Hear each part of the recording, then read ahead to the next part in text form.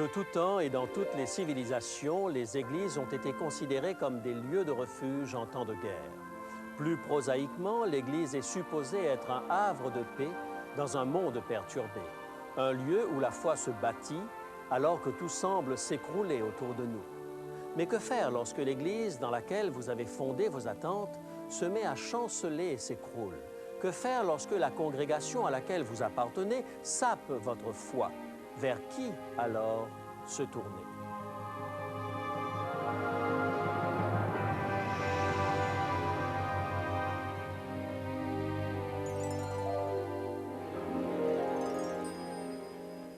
Il est écrit, je suis José Élisée et je vous propose la solution à vos besoins les plus profonds, le Christ vivant. Notre sujet d'aujourd'hui, électrochoc pour Église endormie. Ronald et Cathy ont enfin trouvé la plus sensationnelle église du Nord-Ouest. Don, le pasteur, prêche de puissants messages bibliques. La congrégation est si dévouée qu'elle génère une chaleureuse fraternité. 1500 membres enthousiastes s'entassent dans l'église de Don chaque semaine. Ronald et Cathy ont tout de suite senti qu'ils avaient trouvé le lieu par excellence où leur foi en Christ allait pouvoir grandir. Ils furent même au comble de l'enthousiasme lorsque le pasteur leur annonça une rencontre spéciale avec l'ange de la danse. Il apprit à la congrégation qu'il avait découvert une nouvelle manière d'aider les croyants à établir des liens spirituels entre eux.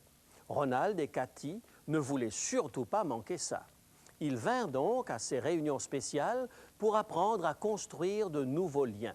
Ils devaient former des couples de partage et de prière avec quelqu'un du sexe opposé. Ils priaient en se tenant les mains, puis les épaules, puis serrés l'un contre l'autre. Les attouchements jouaient un rôle important dans ces moments de prière. Le pasteur affirmait que les hommes et les femmes, pour grandir spirituellement, devaient apprendre à exprimer leur affection de plusieurs manières. Cathy s'est prise au jeu, développant un lien spécial avec un homme charmant. Ils passaient souvent de longues heures ensemble à faire grandir leur lien spirituel. Quelquefois, Cathy ne rentrait à la maison qu'au petit matin. Une certaine tension s'installa entre elle et son mari. Ronald refusait de penser à mal, mais il constata que plusieurs mariages se déchiraient dans cette église. Les maris et les épouses, trop occupés à entretenir les liens spirituels avec d'autres partenaires, en venaient à oublier leur conjoint. Leur cheminement spécial avec Dieu, comme ils appelaient ces réunions, commençait à ressembler étrangement à de la vulgaire infidélité. Ronald s'en ouvrit auprès des anciens d'Église qui lui répondirent qu'il était rongé par le démon de la jalousie. Ronald plongea dans une profonde dépression. Et c'est seulement à ce moment que les yeux de Cathy s'ouvrirent et qu'elle comprit qu'elle se trouvait sur une pente dangereuse. Ils ont quitté cette église juste à temps pour sauver leur mariage du naufrage. Pourtant, ils sont partis avec de nombreuses interrogations demeurées sans réponse. Comment se faisait-il qu'une église dite chrétienne ait pu promouvoir des manifestations aussi destructrices? La foi de Ronald et Cathy en a été profondément ébranlée. Longtemps après qu'ils aient coupé les liens avec cette congrégation, ils n'arrivaient toujours pas à faire suffisamment confiance à une église pour y adhérer. Ils continuaient à vouloir nourrir leur foi et grandir en Christ. Mais à qui pourraient-ils encore faire assez confiance après une expérience aussi dévastatrice? Que faire lorsque l'Église elle-même ébranle votre foi? Il arrive plus souvent qu'on ne le croit que des querelles déchirent le corps du Christ et que la congrégation se range en deux groupes qui s'affrontent. Il arrive encore que des temps d'épreuve tels que la maladie, le divorce et le deuil laissent les personnes concernées désemparées dans un isolement total, accentuant le sentiment que l'Église est indifférente à la souffrance de ses membres. Parfois, c'est l'implication des membres dirigeants dans des scandales ou encore des changements de cap théologiques hâtifs qui laissent les membres désemparés. Que faire lorsque votre Église ébranle votre foi? Quelquefois, on a tout simplement envie de laisser tomber non seulement l'Église concernée, mais Dieu lui-même. Permettez-moi de vous suggérer comment rebâtir votre foi et même la construire sur une fondation plus solide. Mais avant de le faire, laissez-moi vous parler du livre que nous vous proposons aujourd'hui. Il s'intitule « Le Christ oublié. C'est un livre qui remet les pendules à l'heure, qui rappelle à l'Église et à chacun d'entre nous qu'en Christ seul se trouve le chemin, la vérité et la vie. Rémi vous donnera un peu plus d'informations tout à l'heure et vous expliquera comment vous le procurer. La première démarche à entreprendre consiste à alerter l'Église de la dérive qui la menace. Vous faites face au problème. C'est la démarche que Jésus recommande. On la trouve dans Matthieu au chapitre 18, les versets 15 à 17. La Bible indique clairement ce qu'il faut faire. Matthieu, chapitre 18, versets 15 à 17. Si ton frère a péché, va et reprends-le entre toi et lui seul. S'il t'écoute, tu as gagné ton frère. Mais s'il ne t'écoute pas, prends avec toi une ou deux personnes. S'il refuse de les écouter, dis-le à l'Église. Ceci est un conseil biblique. Jésus nous dit, allez à la source du problème et mettez la personne en face de ses responsabilités. Clarifiez les situations. C'est justement ce que Ronald a tenté de faire. Il a parlé discrètement aux responsables d'Église, il leur a fait part de ses craintes, du risque qu'il pressentait que la communauté favorise malgré elle les situations propices à l'adultère. La suite des événements a confirmé les soupçons de Ronald. Le problème devenait insoluble car les dirigeants de cette communauté percevaient tous ceux qui ne partageaient pas leur point de vue comme répréhensibles. Ainsi, la décision de Ronald et Cathy de se séparer de la congrégation devenait la plus sage. Ce geste s'avère quelquefois nécessaire. Quand l'Église n'est plus un lieu dans lequel les membres se sentent en sécurité, si toute tentative de réveiller la communauté pour lui faire prendre conscience de ses dérives demeure vaine, si vos bases sont solidement étayées par la Bible et qu'il ne s'agit pas d'une mauvaise évaluation de la situation de votre part, alors la décision la plus sage est de faire ses bagages. Ne demeurez pas attaché à une telle communauté sous le prétexte que l'ambiance est tellement bonne que cela compense amplement quelques errements. Passez les doctrines et les options de cette Église au crible de la parole de Dieu, et si elle ne résiste pas au test, ayez le courage de vous en aller. C'est une décision qu'on ne doit prendre qu'après mûre réflexion et bien du temps passé à la prière. Ne vous découragez pas et ne jetez pas le bébé avec l'eau du bain. Il est évident que vous ne trouverez aucune Église parfaite. La perfection n'est pas de ce monde. Et aucune Église ne peut se targuer de posséder la vérité. Ne l'oubliez surtout pas, c'est la parole de Dieu qui est la vérité.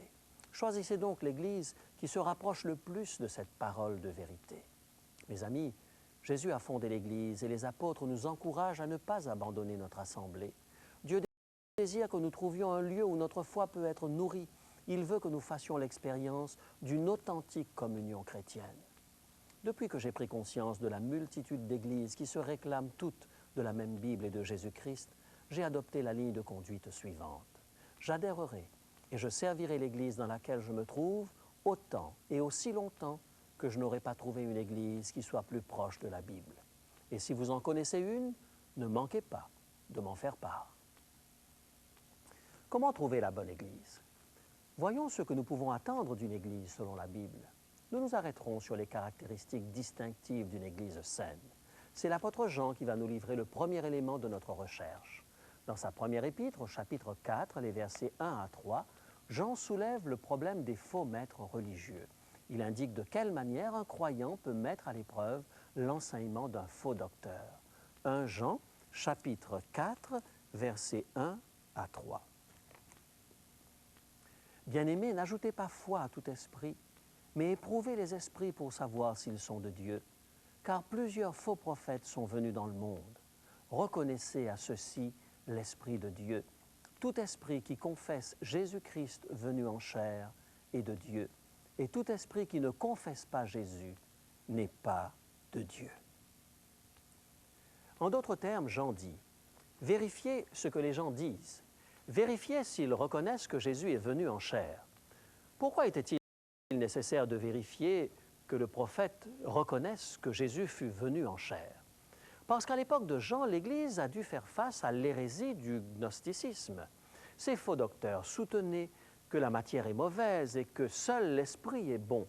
En conséquence, ils ne pouvaient concevoir l'idée d'un Dieu incarné.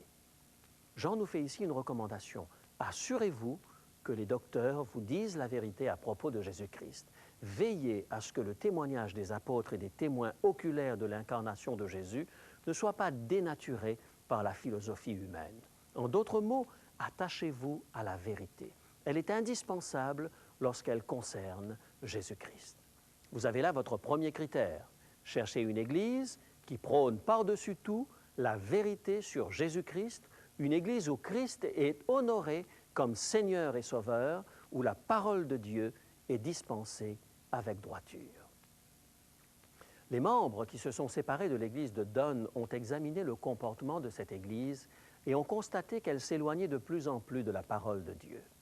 L'un des ex-responsables a déclaré à propos des expériences spirituelles: « Une fois que vous avez intégré ce concept, vous ne pouvez plus parler de l'Écriture, car il n'y a pas de texte de l'Écriture approprié pour décrire une expérience aussi grotesque et bizarre. » Les gens suivaient un homme et ses propres interprétations de la parole de Dieu. La vérité contenue dans la parole de Dieu importe plus que ce que peuvent dire les dirigeants religieux, aussi influents soient-ils. En donnant tant de place à la parole de l'homme, on en arrive à réduire de plus en plus la parole de Dieu. Paul décrit l'Église comme étant l'Église du Dieu vivant, la colonne et l'appui de la vérité. Cherchez une Église qui accorde de l'importance à la parole de Dieu, un lieu où l'on honore le Seigneur Jésus-Christ. C'est le premier signe distinctif d'une Église saine, capable de nourrir votre foi.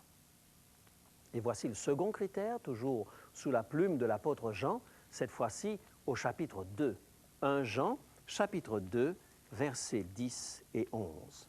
1 Jean, chapitre 2, versets 10 et 11.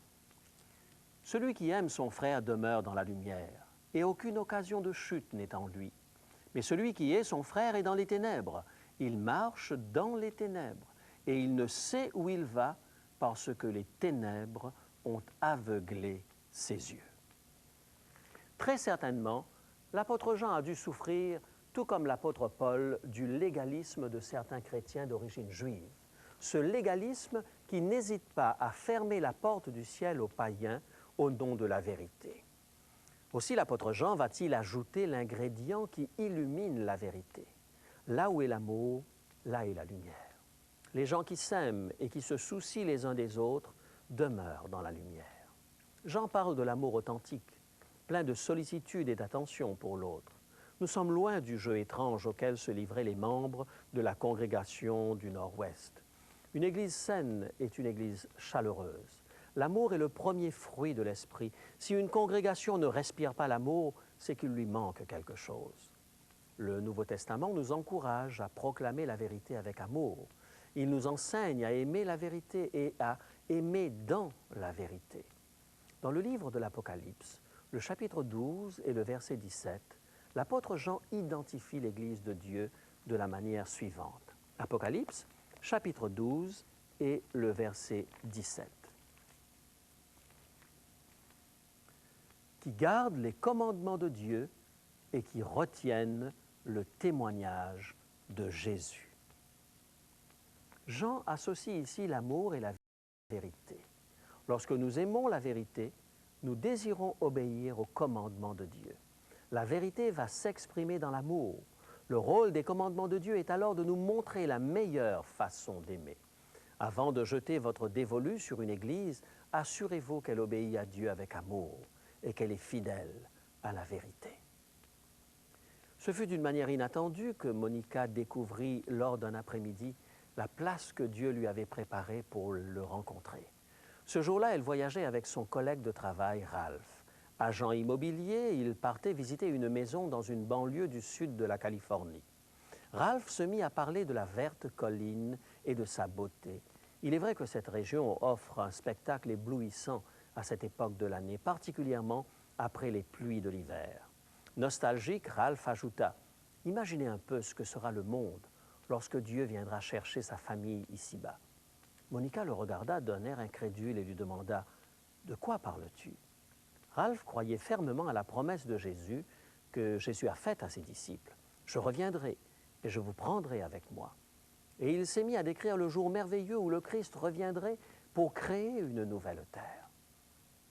Monica n'avait jamais rencontré quelqu'un qui aspirait autant à rencontrer son Dieu. Ralph en parlait avec une telle conviction que cette promesse de Jésus devenait une surprenante réalité. Elle se sentit un peu jalouse de l'intimité que Ralph semblait partager avec le Christ. Pourquoi ne pouvait-elle pas connaître Dieu aussi bien que lui? Dans le passé, un enchaînement de circonstances avait fait que Monica gardait une image tordue de Dieu. Elle ne se sentait pas nourrie par son Église. L'image que Monica avait de Dieu se rapprochait de celle d'un dur contremaître. Tout ce qu'elle avait retenu de l'Église de son enfance étaient les rites et les traditions. Elle n'avait pas gardé le sentiment qu'on y enseignait la Bible. Elle avait tenté d'être agréable, pieuse, avec beaucoup de conviction, mais Monica continuait à ressentir un vide en elle. Elle n'avait jamais perçu Dieu comme pouvant être proche d'elle. La notion de grâce de Dieu lui échappait complètement. Elle se souvenait d'avoir offert une quantité de cierges dans l'espoir de se sentir apaisée. À chaque fois qu'elle priait, c'était quelque chose de mécanique qui la fatiguait et provoquait le sommeil. Elle vivait dans la hantise constante de brûler en enfer. Combien de prières devrait-elle encore dire avant d'acquérir la certitude d'être agréée de Dieu? Mais voici que son collègue Ralph lui faisait découvrir un autre Dieu. Un Dieu incroyablement accessible, proche de lui.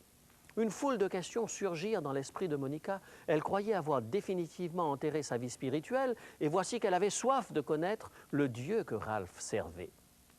Ralph l'invita à une classe de catéchèse organisée dans son église le jeudi soir. Elle y assista et la Bible devint à ses yeux un livre vivant. Elle découvrit la Bible sous un autre angle, un livre qui apporte des solutions claires et pratiques aux problèmes de la vie quotidienne. Et Monica a aussi découvert autre chose, que les gens qui venaient d'horizons différents pour rencontrer Dieu pouvaient développer entre eux des relations d'affection vraies. La connaissance que ces gens avaient de Dieu s'exprimait dans les relations qu'ils entretenaient les uns avec les autres. Voici comment elle en parle. Ce groupe m'a accueilli les bras ouverts. Je me suis senti à l'aise, comme si j'avais toujours été avec eux. Je les ai bombardés de questions. Ils ont été extrêmement patients et compréhensifs. Je passais par des moments difficiles et ils ont prié pour moi. Ils m'appelaient pendant la semaine pour savoir comment j'allais. Ils m'ont laissé des messages encourageants sur mon répondeur. Ils m'ont fait sentir que je leur apportais quelque chose. Mais en réalité, je recevais beaucoup plus en retour. Monica commença à apprécier la fraternité ambiante de l'église de Ralph. Elle était assidue aux classes de Bible, où elle a découvert de merveilleuses vérités contenues dans les Écritures saintes. Un jour, l'une des animatrices du cours de Bible lui parla de la promesse de Dieu contenue dans la première épître de Jean, au chapitre 1er, le verset 9. « Si nous le lui demandons, Dieu est si fidèle qu'il nous accordera le pardon de tous nos péchés. » Dieu nous dit que la seule chose que nous ayons à faire, c'est de demander, dit l'animatrice.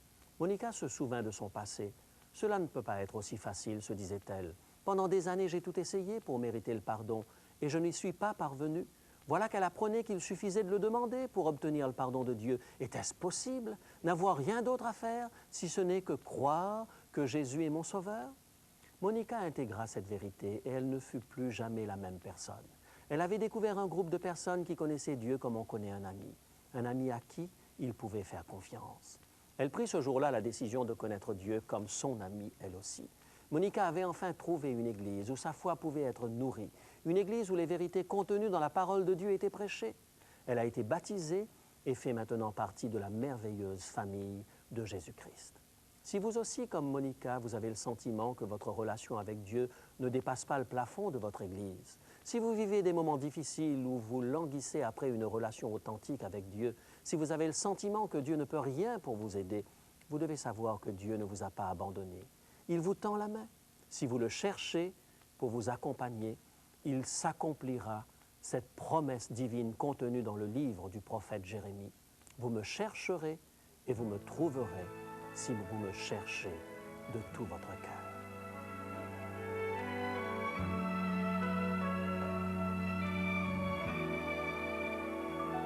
Tu as toujours voulu la voir un beau jour. Tu as vécu avec ce désir dans ton cœur. Tu la chéris, sachant que Christ sera là près de toi. Tout comme toi, je sais qu'il m'attend. Il a promis. Cherche-moi, car j'y serai aussi.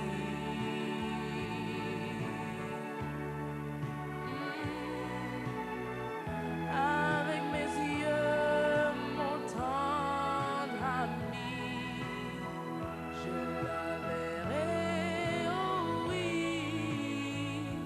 cette cité des cieux remplis des merveilles, tendre ami, cherche-moi, car j'y serai aussi.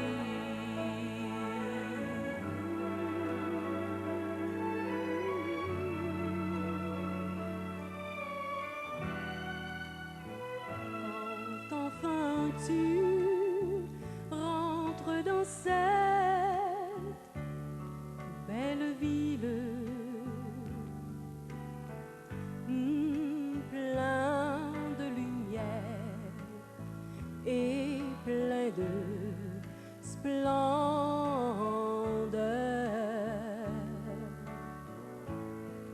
quand tu verras cette beauté et cet éclat, oh, souviens-toi juste de ma demande. Cherche-moi, car j'y serai aussi.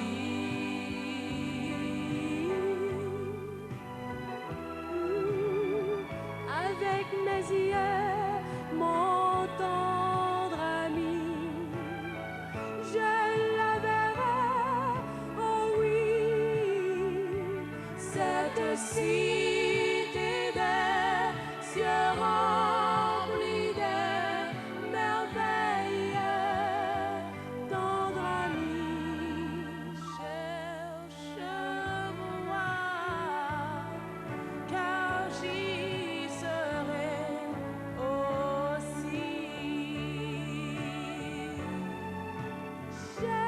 Cherche-moi, car j'y serai aussi. J'y serai aussi. J'y serai aussi. J'y serai aussi. J'y serai aussi.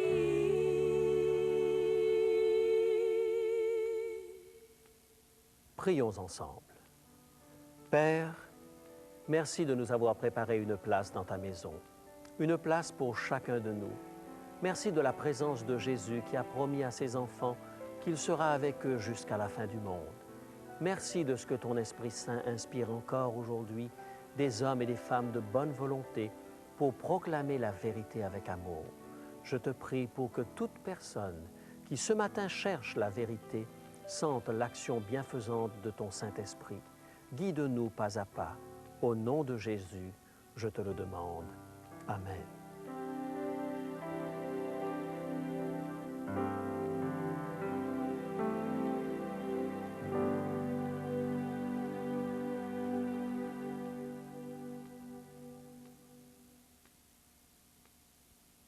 Bonjour. Eh bien oui, c'est vrai. Même si l'Église et les Églises sont bien imparfaites, même si parfois l'Église trahit sa vocation et son maître, même si elle s'endort et oublie son Seigneur qui vient bientôt, néanmoins Dieu a voulu l'Église. Il a voulu que ses enfants se retrouvent, partagent leur foi, le servent et servent les autres. C'est une nécessité pour notre croissance spirituelle et pour accomplir notre mission envers le monde. Permettez-moi une petite provocation ce matin. Dieu n'a pas voulu que l'on nourrisse sa foi uniquement en regardant des programmes de télévision, même s'ils sont aussi bons qu'il est écrit. Nous ici, l'équipe d'Il est écrit, nous avons la conviction que nous ne sommes que des instruments entre les mains de Dieu pour vous aider à connaître Christ et sa parole. Mais vous et moi avons besoin de partager la vérité et l'amour de Dieu dans une communauté en chair et en os. Le message de José aujourd'hui a pu vous donner quelques critères de choix dans la décision de rejoindre une église. Le livre que l'on vous offre ce matin pourra aussi vous éclairer. Il s'agit de l'ouvrage de Norbert Ruchdet, Le Christ oublié. Sans compromis et sans démagogie, l'auteur nous rappelle les errances de l'Église et de notre époque. Mais il place aussi devant nos yeux quelques grands points de repère pour marcher dans la vérité et dans l'amour. Vous pouvez obtenir cet ouvrage, Le Christ oublié, pour la modique somme de 12 $ en nous écrivant ou en nous téléphonant, selon les indications qui vont vous être données dans un instant. Aux téléspectateurs de la région de Montréal, je voudrais également rappeler que nous aurons toujours du plaisir à les accueillir au centre Il est écrit, situé au 4505 boulevard Rosemont à Montréal, en face de l'entrée nord du Jardin botanique. Chaque samedi et dimanche matin à 10 h, nous y avons des rencontres bibliques. C'est aussi une façon de vivre l'Église. Alors, soyez les bienvenus quand vous le voulez. Voici maintenant les renseignements dont vous avez besoin pour obtenir notre livre du jour, Le Christ oublié, au prix de 12 $. Je vous souhaite bonne lecture et je vous retrouve avec plaisir la semaine prochaine. Que Dieu vous garde. À bientôt. Pour demander l'offre du jour, composez maintenant le 514-729-3515 pour la région de Montréal ou utilisez notre ligne sans frais 1-866-729-3515 si vous êtes de l'extérieur de Montréal. Il est possible que toutes nos lignes soient occupées au moment de votre appel. Composez à nouveau. Nos téléphonistes sont à votre écoute jusqu'à 10 h ce matin. Mentionnez clairement le titre de l'offre demandée et parlez lentement afin que nous puissions bien noter vos noms et adresses. Je vous rappelle que vous pouvez vous procurer pour une somme modique les cassettes audio et vidéo de nos émissions ainsi que le texte du jour. Si vous préférez, vous pouvez nous écrire à l'adresse qui apparaît sur votre écran.